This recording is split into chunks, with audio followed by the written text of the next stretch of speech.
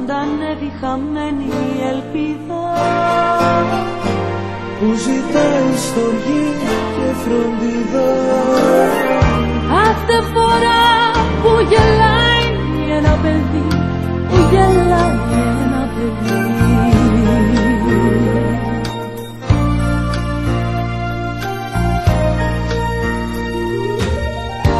Κάθε φορά που γεννιέται ένα παιδί, κάθε φορά που ξεπερνάει μια ζωή, είναι φως που τρυπάει το σκοτάδι, που ζητάει αγάπη και κάτι. κάθε φορά που γεννιέται ένα παιδί, που γεννιέται ένα παιδί. Ενώστε τις φωνές να ακουστεί το τραγούδι, στου κόσμου την άκρη σε κάθε γωνιά. Τραγούδι της χαράς να στεγνώσει το δάκρυ, Να πλώσει στο χέρι, διώξ' το μαχαίρι, να λάμψει τα αστέρι, η αγάπη να φέρει ελπίδα στη γη στα μέρια.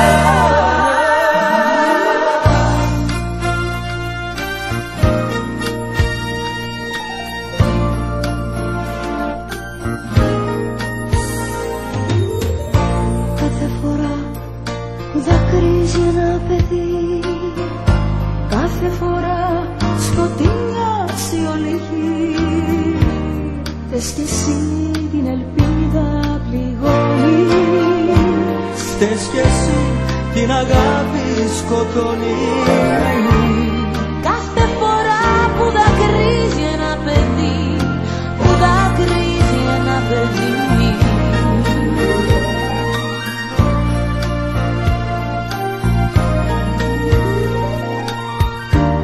Κάθε φορά που δακρύζει ένα παιδί, κάθε φορά σκοτεινιάζει η αυγή.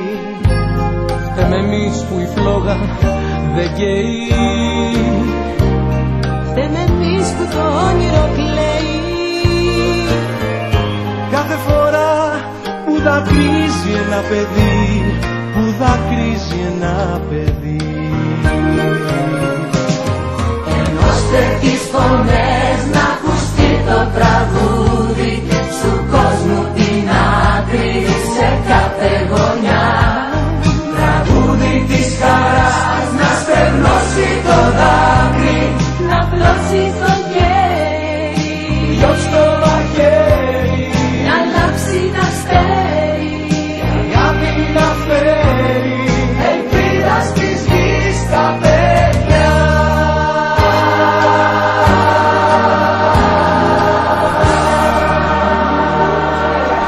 Για την υπομονή σας όλο αυτό το διάστημα και να πω και ένα μεγάλο ευχαριστώ στους συνεργάτες μου για αυτή τη δύσκολη δουλειά που κάνουμε.